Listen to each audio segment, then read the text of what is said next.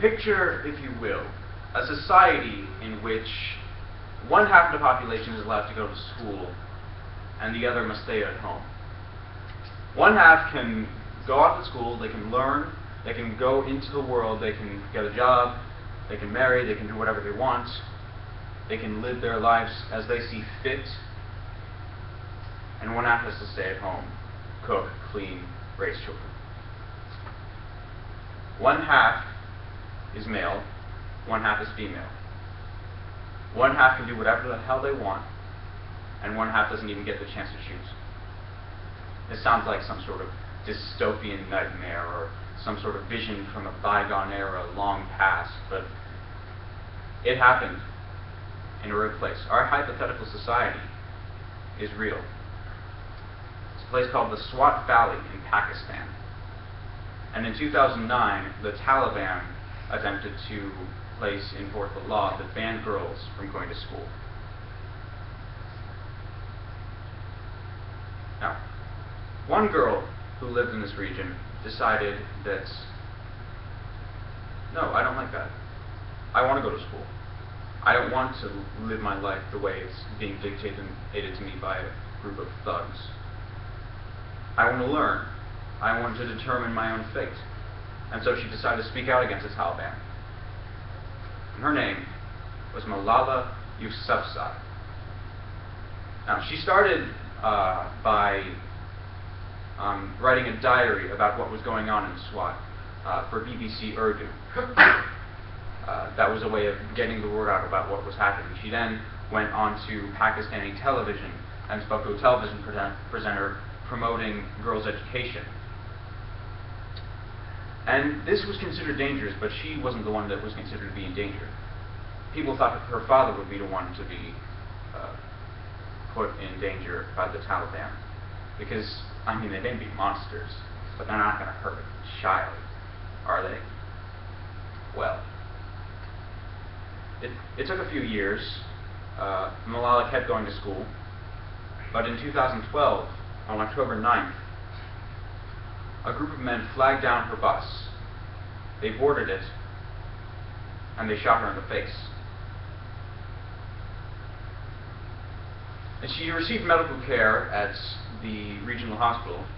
Surgery saved her life, and then she was transported to a hospital in Birmingham, in England, where she received post-op care, and she gradually recovered. She was given a notepad to communicate to doctors with, and she wrote in English. It was her third language. She speaks Pashtun, she speaks Urdu, and she speaks English. And through that pad, she found out where she was. She found out who did this to her. She found out that she probably couldn't go home again. And she eventually recovered, thankfully.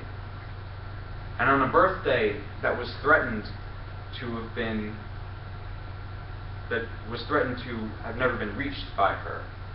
Excuse the strange choice of words there. She gave a speech to possibly the entire world at the United Nations. And she spoke out against the people who had harmed her. And she spoke out for girls' education. And she said, one child, one teacher, one book, one pen can change the world. And when I was reading her diary while researching this speech, I read it and I thought it was so articulate. It was so well put together, and it really put me in the place. And it made me think of someone else who wrote a diary, Anne Frank. And they both look at their world and how strange it is, and they respond with optimism and determination. And whenever people talk about Malala, they think of her, she's so young. Look at her, she's only 15, 16, 17, and she's doing all these things. But I don't think of her as being a young girl, I think of her as a peer. She's only 2 years younger than me. I'm 19, she's 17. She's the same age as my brother who's applying to MIT right now. She would be a high school senior if she was over here. That's so inspiring. And I also think people that are older, they tend to look at young people with sort of this derision. Like, we're millennials, we're lazy, we're self-obsessed, we're promiscuous, we can't live without our phones, whatever. And then teenage girls, they get even worse stereotypes. They're idiotic, they're obsessed with their appearance, they fight each other over boys. And these are things that the media puts out that are trying to keep girls down. But I look at them and I say this: a teenage girl just won a Nobel Peace Prize. She's the youngest to ever accomplish that, and she's from my generation. And I look at her and I see hope. I see that I can do great things. I can and will do great things. One 17-year-old changed the world, and I look at her and I know I can too.